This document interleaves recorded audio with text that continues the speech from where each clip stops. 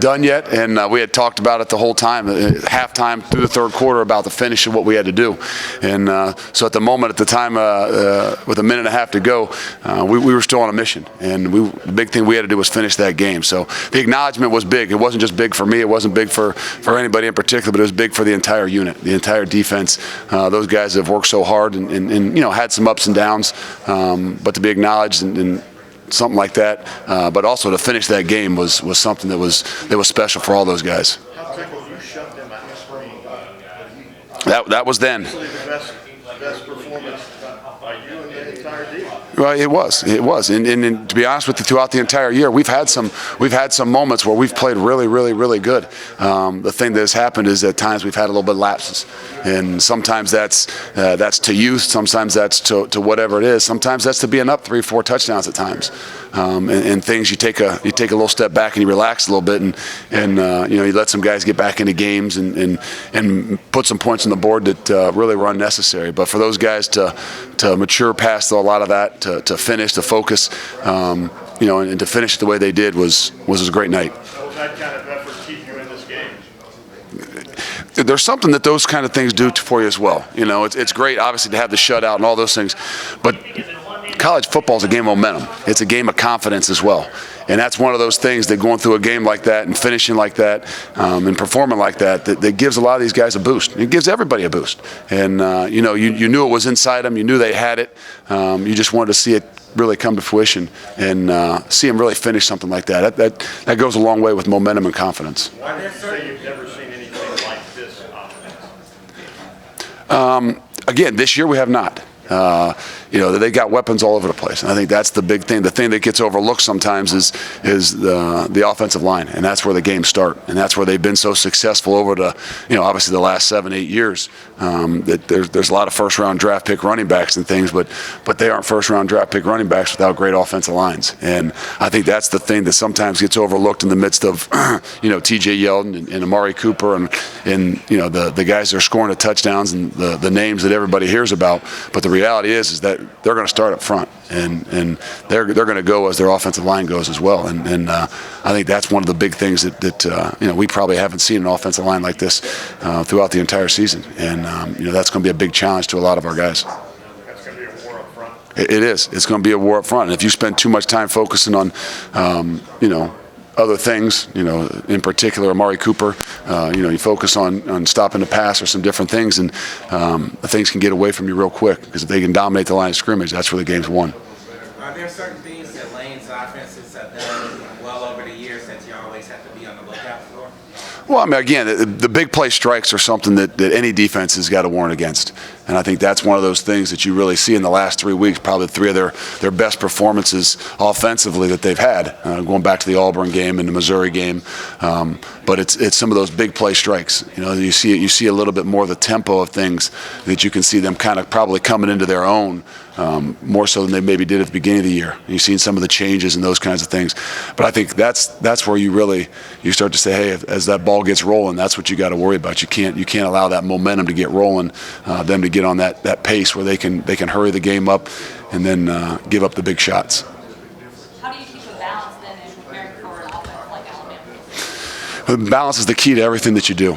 I don't care what it is. If you're an offense and you don't have balance, it's somebody, they can gang up on different things. So we can't lose focus. That's the big thing. Is everybody gets caught up with, like I said, with Amari Cooper and stopping Amari Cooper and stopping Amari Cooper. Well, that's not something you truly can do. I mean, you got to make sure you're smart and limit the things they can do. But if you focus on just one thing like that, the other things are what's going to kill you. So you got to have balance, and that's what I think we've done throughout the entire season.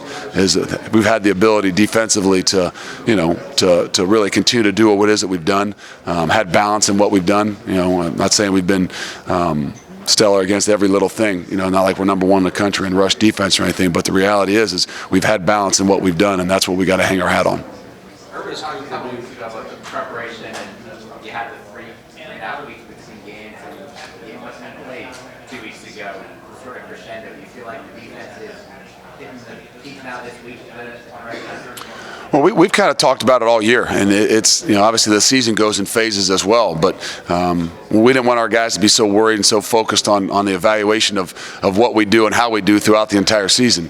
The reality is we want them to focus on the moment, and that's why we kind of got rid of having all those goals and things, and we have objectives, because at 18 to 22 years old, it's pretty tough to look at those long-term things. Everything is instant nowadays. So objectives, just like we went into this preparation of this game in 3 phases. I'm sure Coach talked about the fundamental phase. The ability to get in condition, then the ability to introduce Alabama, and then the last phase of really truly preparing and honing our skills to play January 1st. And I think that's our guys have accepted that. You go through 15 practices for one game. It's hard sometimes to keep your mental focus, but the idea and the way the coaches went about it in the 3 phases, I think is really going to give us the opportunity to peak come January 1. Coach, what kind of statement does your unit want to make in terms of showing the country you belong in the Final Four? You know what? We can't get caught up in those kinds of things. I mean, obviously that's for everybody out there. We know we want to go out there and perform the way we have. Put everything together. Coach talks about 9 units strong defensively and offensively and special teams wise. But if we really truly get caught up in trying to prove something, I don't think that's what we go out there for. We go out there to play the game the right way.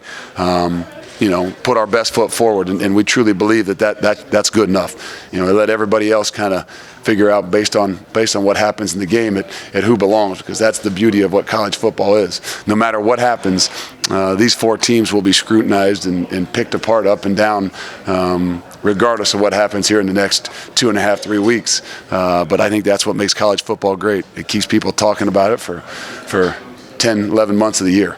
You're really complimentary of Cooper. What does he do that separates him from the normal player? It's not just his ability to catch. To me, it's the runs after the catch. These guys that obviously can go up and make some big plays and catch the ball, but the ability to make something when there's nothing there. For a guy that can not only have the deep ball home run shots, but he can take a now screen and turn it into a touchdown a long distance. He does the intangible things. He's going to block. He's going to do some of those things that sometimes you don't see the guys. Sometimes the first rounders or the truly top dogs do. So I think what we've seen, one of the most complete players we've played against. Luke, how do you compare him to Sammy from a year ago, Sammy Watkins with Clemson? Any similarities? I think there's going to be a lot of similarities.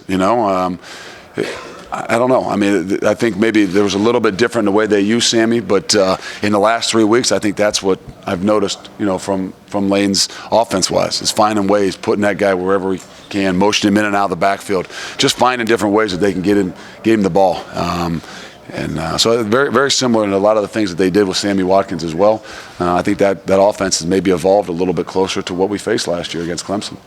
Luke, obviously this is going to be a different kind of an opponent, but was there any carryover from the performance in the Big Ten title game, just from, maybe a swagger standpoint of your guys? There's no doubt. I mean, this is, like we said, this is a game of momentum. This is a game of confidence. And if you don't have it, you better pray to find it. And that's one of those things that coming off that last week, the performance as we move throughout the entire season, that our guys have. They've got a confidence level. They've got some of that swagger. And it's not just about how they play, but how they finished. And I think that's a big part of what we do. When you got that momentum, that's why you're almost hoping you played this game 2 weeks ago, where you still had that momentum, you still had that great feeling in your body. But the reality is, it's January 1, and we're not going to make sure those guys don't lose sight of how they played that last game and what it takes to be successful in this game as well.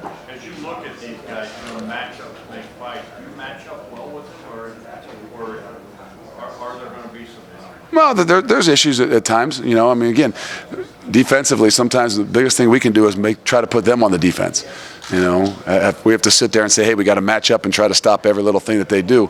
Sometimes you say, hey, defensively, we won't be aggressive enough that they got to say, well, what do we do about a Joey Bosa? What do we do if they do this? What do we do if they do that?